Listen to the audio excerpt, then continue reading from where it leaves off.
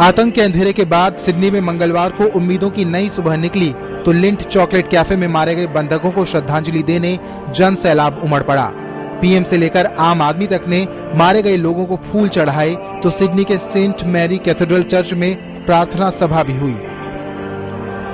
Lint cafe के पास मंगलवार की सुबह लोग जमा हुए। उन्होंने एक दिन पहले 16 घंटे से ज्यादा के उस खौफनाक मंजर को याद किया जब दर्जनों लोग बंधक बनाकर रखे गए थे। कुछ लोग तो श्रद्धा सुमन अर्पित करने के बाद सिसक पड़े। I didn't actually know anyone, but like as a human being, I feel that if someone that I knew was involved in it, I would be here paying my respects. So yeah, I'm just paying my respects to everyone that was involved and the families as well. It's very heartbreaking.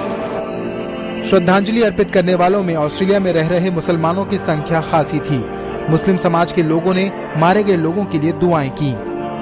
We're here to show our support, not to make a statement. Want to show them that all Muslims are for Australia, and we're here to support that. Australia के प्रधानमंत्री Tony Abbott ने Sydney cafe बंधक संकट के बाद अपनी गहरी संवेदना प्रकट की। उनके साथ उनकी पत्नी मार्गरेट एटकिन भी श्रद्धांजलि देने पहुंची।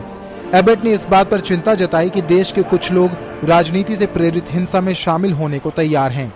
This has been an absolutely appalling and ugly incident. Decent, innocent people who got caught up in the sick fantasy of a deeply disturbed individual. Sydney के चॉकलेट कैफे से मात्र 8 मिनट की दूरी पर स्थित सेंट मैरी कैथेड्रल चर्च में भी प्रार्थना सभा हुई, जिसमें बड़ी संख्या में लोग पहुंचे और मारे गए कैफे मैनेजर और महिला बैरिस्टर के लिए खास प्रार्थना की। 50 साल के बंदूकधारी हारून मोनिस के मारे जाने के साथ ही सोमवार को देर रात 16 घंटे का बंधक संकट समाप्त हो गया था। बंधक बने भारत के विश्वकांत अंकी रेड्डी और पुष्पेंदु घोष बाल बाल बच गए।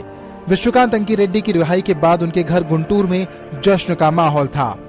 From the beginning itself, I have a confidence that my son will come out of this problem. This is temporarily, nothing to worry. I told him, I have suggested to my brothers as well as my daughters and everybody. अंकी रेड्डी के पिता के मुताबिक वो सुबह 10 बजे office को निकले थे और रास्ते में कैफे चले गए, जहां उन्हें बंधक बना लिया गया। अंकी रेड्डी पहले मेलबर्न में नेशनल ऑस्ट्रेलियन बैंक में काम करते थे और 8 महीने पहले ही सिडनी पहुंचे थे। संकट खत्म होने के बाद ऑस्ट्रेलिया पुलिस ने इसकी जांच शुरू कर दी है। This is a critical incident investigation. We will have close liaison with the coroner and we will be working on behalf of the coroner to make sure that this investigation is done thoroughly and it is done professionally. Police की खास तौर पर इस बात के लिए सराहना हो रही है कि उसने 16 घंटे से ज्यादा समय तक पूरे संयम और सूझबूझ से काम लिया। बंधक संकट भले ही खत्म हो गया हो, लेकिन इसने साफ कर दिया है कि दुनिया के सामने चुनौतियां कम नहीं हैं। News night desk, DD news.